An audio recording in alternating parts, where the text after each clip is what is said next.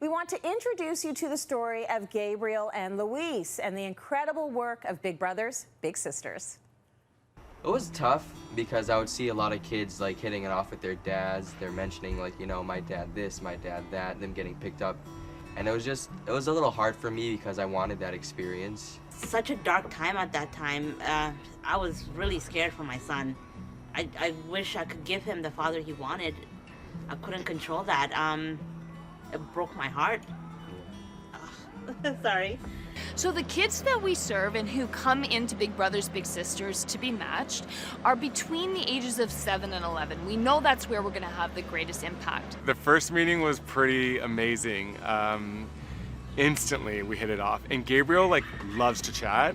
So at first I was also kind of nervous as well, but like the fact that he was so chatty and like so like excited, and he's like, "You're gonna be my big brother, aren't you?" So I was nervous for another man to come and just walk out of his life, because I know my son was gonna get attached, because just he wanted that fatherly figure, that male influence so badly. Well, I mean, I remember the first time we hung out, we went to a Blue Jays game, and I remember we left early because I was complaining about the weather, how it was too hot.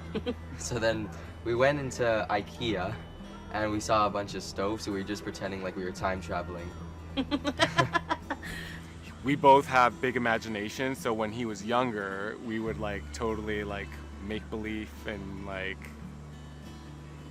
joke around, like there's Ninja Turtles in that sewer over there. Like it was like very like over the top because I was that kid, and he loved that as a kid.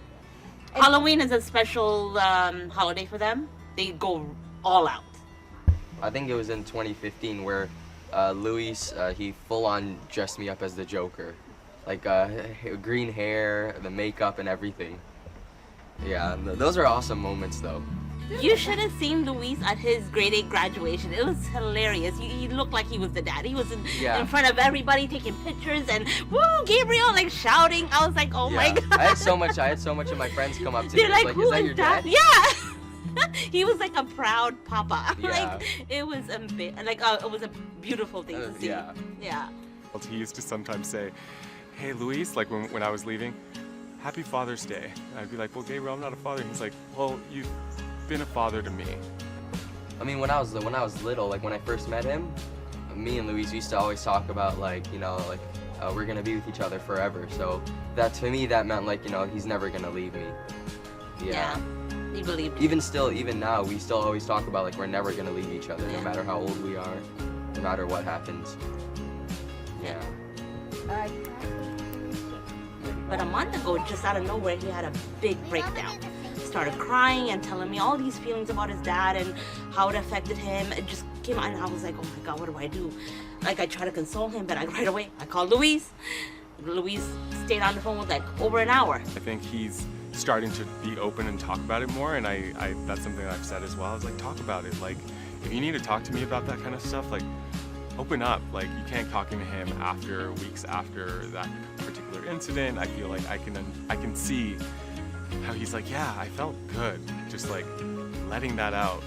And I was like, yeah, let it out. And if you need to let it out in the future, like, let me know. I just love Luis. I love him, man. He's he's so nice to me. He's not afraid to tell me if I'm doing something bad or not. That's what I really like. Yeah.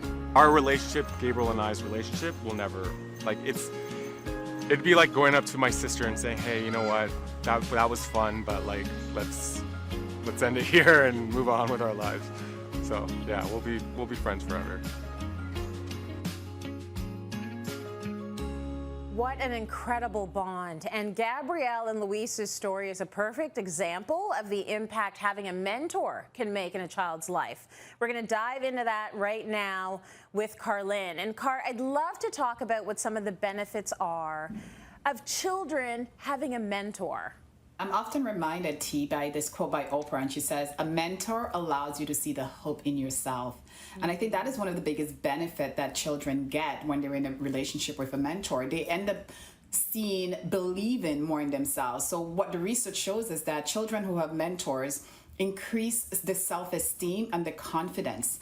And they're also able to build stronger relationships. They're able to work on their interpersonal relationship skills, especially if that child, does not have that support at home, or they might be coming from a home where there is a not a very good background. They might not have, support in terms of both parents or maybe the extended family. So having a mentor really gives them an opportunity for them to improve their behavior, not just at school, but also at home as well. And the research also shows that when a child has a mentor or someone who believes in them, it actually helps them to stay in school. So the research also shows that there is a lower dropout rate in school, and also on the other hand, there is an increase in terms of applying to go to school in college as well.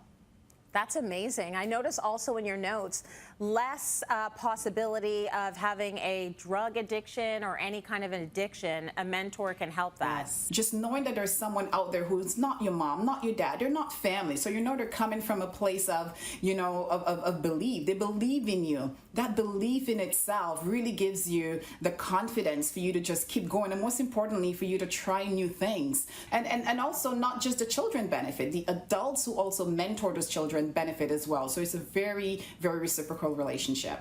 Well, that's what I want to talk about, because I think a lot of people go into this whole idea of mentoring a child and thinking, well, I want to help this child. No, you're helping yourself as well. So what are some of the benefits for the grown-up in this relationship? The grown-up gets an opportunity for them to really understand. I call it understanding, your childhood or your inner child, or understanding children. That ability to spend time with someone who's not your relative, you did not grow up with them, it really gives you insight into what children are going through. And I often say the more you understand children and we learn from them, the more we're able to deal and be more patient with our inner child. So there is that benefit as well. Another benefit is increased perspective around your own skill set. It's only until, you start teaching others, you realize that, what you have is actually a resource, or others can find value in it. Like, sometimes, you have an ability for you to maybe write well, or you've always given people advice here and there. But now that you're doing it in a structured format, that program actually helps you to see the benefits of your skill, and most importantly, how you can package your skill in a way that you're probably never thought of or you never saw before. And of course, there is that, number one personal fulfillment that you really cannot get any other way. There is just this really great feeling that you're doing something good with your skills, with the gifts that you have been given. That's why it's so important for us to have more people of color as well mentoring, because the research also shows that when it comes to young Black boys and girls, we don't see ourselves represented when we Google and when we pick up the magazines and we're looking for that representation. So it's also important for that, for other people of color to mentor as well. So because we need to see ourselves represented at all levels.